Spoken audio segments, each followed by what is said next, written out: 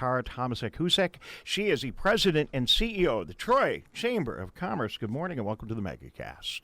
Good morning. Yes, I'm going to hold you accountable to that coffee. So we'll do it. We will do it soon. Tyler's yelling at me because I got to get all the right buttons hit right, here. To the right up there. What do I do? The next one to the right. Oh, there. that there one right go. there. Okay, yeah. There we go. So now we can see you in full living color. So this is not new to you. My kitchen. Is that where you are? You're in the kitchen. You put the Troy Chamber of Commerce sign up there. It kind of looked like you were in the office.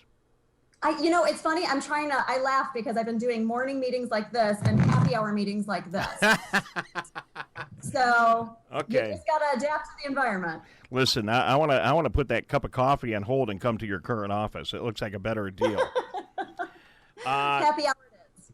Tara, you do great on television. This is not an uncomfortable environment for you. You have a lot of media in your history. For folks that don't know you, tell us a little bit about yourself. So for the most part, I've been working in the nonprofit and entertainment industries for a long time. I used to work for the American Heart Association. I was the vice president of mission advancement for the state of Michigan. And then I did a lot of acting on the side. So I traditionally played more giggly blonde characters. So I was very typecasted, but from visual, not much intellectual. But I did stuff on All My Children and did a lot of music theater throughout my life. Wow. Did you enjoy that part of your career? I did. It was fun. As much as I loved it, and I still do acting on the side every now and then, and it's a good release. But the reality is I was more purpose driven. So although there's a great purpose for the arts, I always was busy doing other things. So you just have to put your dedication into, I guess, one bucket and fill the rest of the buckets as you can. Well, you're filling a role that is so needed right now at the Troy Chamber, and it's a very active and vibrant business community. And every time I drive around Troy, I see another restaurant, another new business that's opening up, and we were on fire. And then all of a sudden, this coronavirus thing came. How's the community doing? How's the chamber doing? How are folks in Troy doing through what has been a very difficult period of time? We're still very resilient. So I will say the great thing about Troy is that we all kind of band together. So as much as everyone was scrambling and trying to figure out what to do, we all were pretty understanding that no one had a clear plan at this time. So there was a lot of fear, especially in our restaurant industries, like you were saying. We have just Big Beaver alone, I think there's 80 something restaurants.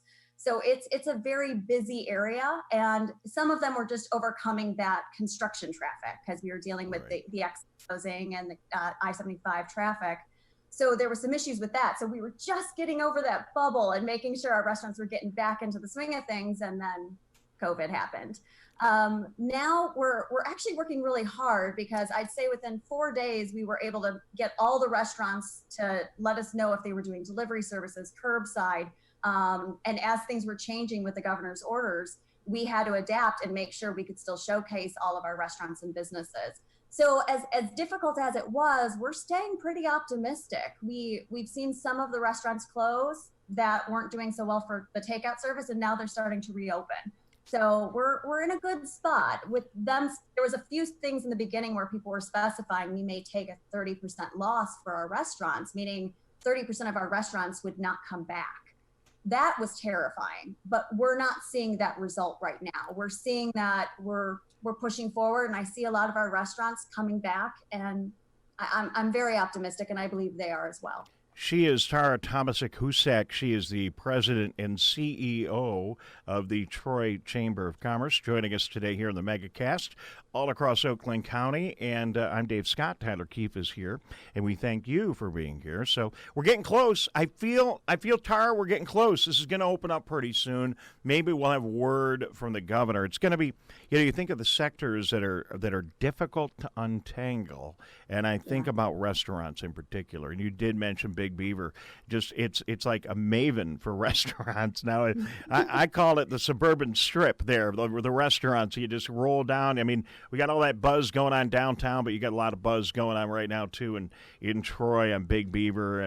But are there plans? Are you talking to the restaurateurs? Are they anticipating what the governor is going to say? And are folks working on plans to get the front door open for dining? Yeah, it varies per restaurant. So they're all coming up with their own plans. We've actually been doing a lot of educational resources and events, kind of how are we going to open? What are the next steps? With sanitation rules changing, social distancing rules, there's a lot of confusion.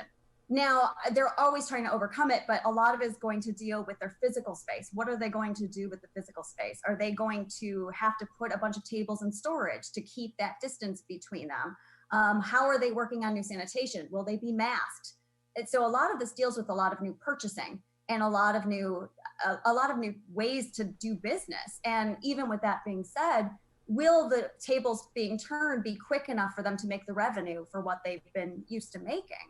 So I know a lot of them are putting a lot of concentration around their to-goes. So that's good for now, but we want to go back to the restaurants. We see some restaurants trying to figure out more open air and working with their HVAC. So it's going to be an uphill climb and constantly changing, but we do see a positive future for it. Well, and that was my next question. Are the things that you might be lobbying the city of Troy, the county, the state to say, hey, we need to create some outdoor seating environments. Some of the restaurants have them. It might be something we need to create. Are those discussions going on, Tara? Yeah, I mean, I work really closely with the county and the city and the state. So a lot of it is I work specifically as an advocate for my members. So while if they have needs and concerns, they'll come to us. We'll work and try to get some at least conclusions or try to see if there's any guidance in that direction. Most of the places there's not too many options for outdoor dining because most of them are right on Big Beaver, so we can't really have a table in the middle of it. But it is working on how are we going to easily maintain the social distancing and what kind of regulations are going to be put in place. So how are they going to be enforcing these regulations? What are they going to be held accountable to? And how do they bring their team and staff back? So I think everything is one step at a time. Anyone who says they have all the answers and they know the direct plan, they're pretty much lying. I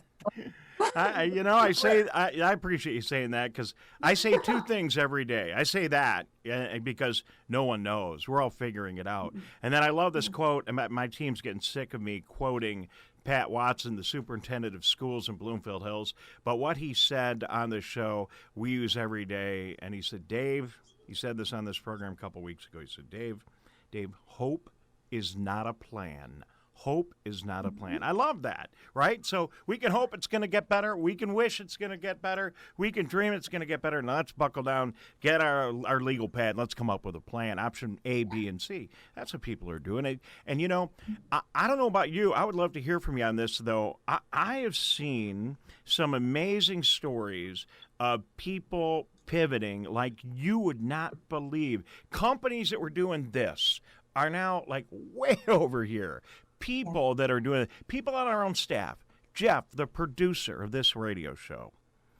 Jeff, about a month ago, was moving road cases and plugging in video gear.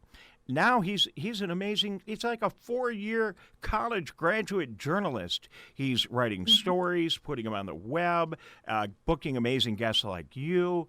And the guy's doing an amazing job. So do you see these pivots, and do they warm your heart like they warm mine? Every single day.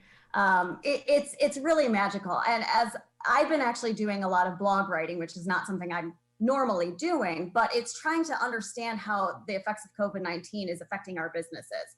So I've been actually working with individual things like Walsh College. We did one on Pomeroy Senior Living, because all of these companies are dealing with all different types of aspects. We did one on a child care center today. But what's interesting about it is you see places like Duck Donuts. It's a brand new donut restaurant. Sorry, my coworkers are joining me. Okay, we got the who is that? Who is your That was Jazz, and Nomi's on my lap, so I'm doing. Gotta do what I gotta do. But we have like Duck Donuts. They were only open 1 week, and then this happened. Oh, man. So they shut down, and they've been making donuts for first responders, dropping it off at the hospital systems.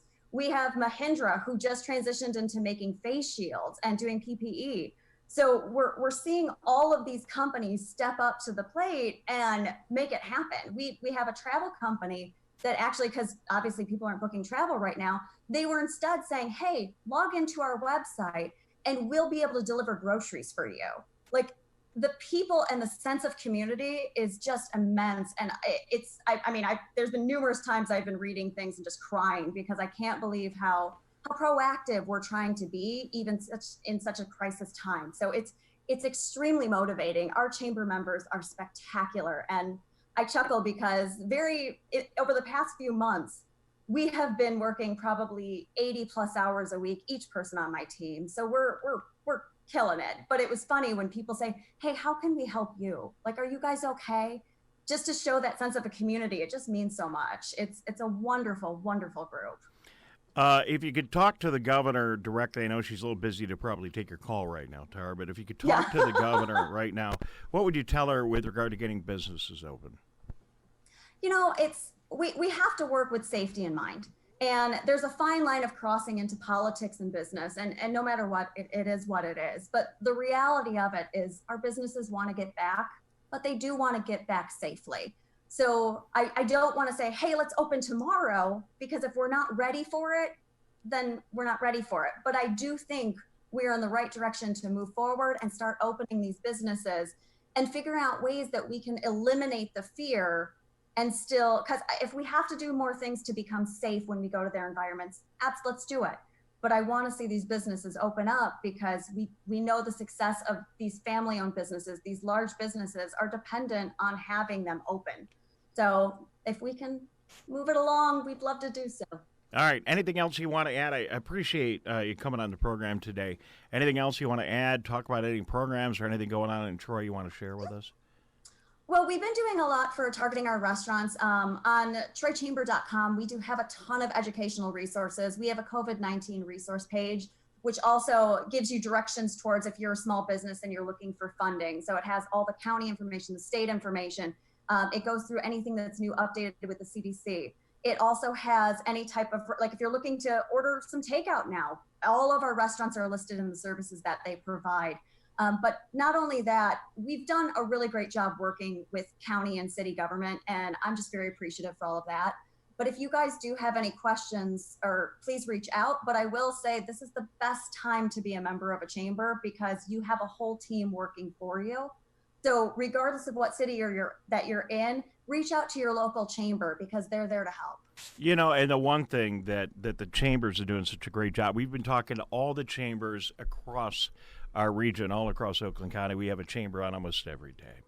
And, just like anything else during the coronavirus, reach out. You're at home. A lot of us are working at home. I get out to the studio, but other than that, I'm at home.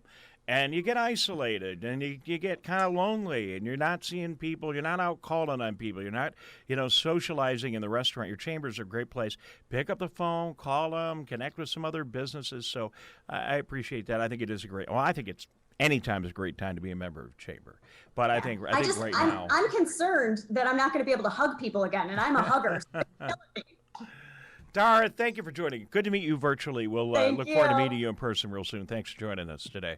Sounds and good. bringing some sunshine to our broadcast. Tara Tomcsik-Huask joining us today right here on the Megacast.